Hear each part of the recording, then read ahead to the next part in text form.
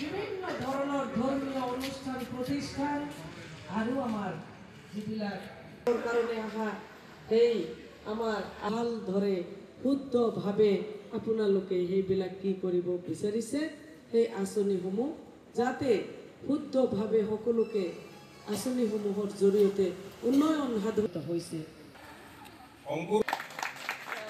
জয় কৃষ্ণ বর্মা,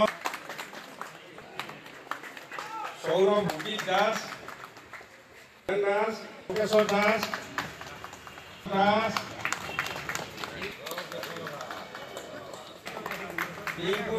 ইয়াতে এই কথাটোই মই কম যে আজি বিটিচিত যি ইলেকশ্যন অহা 22 তাৰিখ হ'বলৈ গৈ আছে, গোটেই বিটিচি অঞ্চলত মাননীয় আহাগ্ৰাম মহিলাৰী ছাৰৰ হাত মজবুত কৰাৰ কাৰণে সকলো জাতি সম্প্ৰদায়ৰ মানুহে যেনেকুৱাকৈ ওলাই আহিছে, আজি এই মথনগুৰি সমষ্টিত যুৱ প্ৰজন্ম, মাতৃসকল আৰু আমাৰ বুদ্ধিজীৱীসকল, গাৰ্জেনসকলেও ওলাই আহিছে যে এইবাৰ এই মথনগুৰি সমষ্টিটো পৰিৱৰ্তন বিচাৰিছে। মথনগুৰি সমষ্টিত পৰিৱৰ্তন কৰি পেলাই তেওঁলোকে বিপিএফ দলৰ হাত মজবুত কৰি পেলাই তেওঁলোকে উন্নয়নৰ মুখ দেখিব বিচাৰিছে।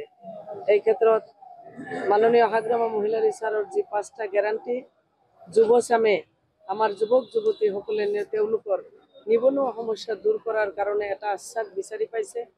বয়সবৃদ্ধ লোকসকলে তেওঁলোকৰ সন্তানৰ যি নিবনুৱা সমস্যা দূৰ কৰিব পাৰিব বুলি তেওঁলোকে বিশ্বাসী হৈছে।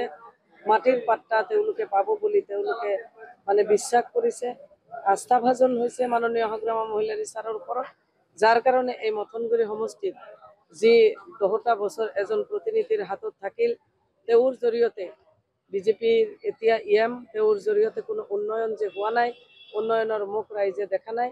সেইকাৰণে দলে বলে সকলো সম্প্ৰদায়ৰ সকলো জাতি ধৰ্মৰ মানুহে, যুৱচামে, মাতৃসকলে, আমাৰ বয়সবৃদ্ধ লোকসকলে ওলাই আহিছে যে তেওঁলোকে বিপিএফ দলৰ নাঙলৰ চিনত ভোট দি পেলাই তেওঁলোকে মই মনোনীত প্ৰাৰ্থী হিচাপে মোক তেওঁলোকে কোকৰাঝাৰত যি বিপিএফ দলৰ চৰকাৰ হ'ব আৰু তাত তেওঁলোকে অংশীদাৰী হ'বৰ কাৰণে অংশ লৈ পেলাই মোক প্ৰতিনিধি হিচাপে পঠিয়াই তেওঁলোকে নিজৰ অধিকাৰ সাব্যস্ত কৰিব বিচাৰিছে।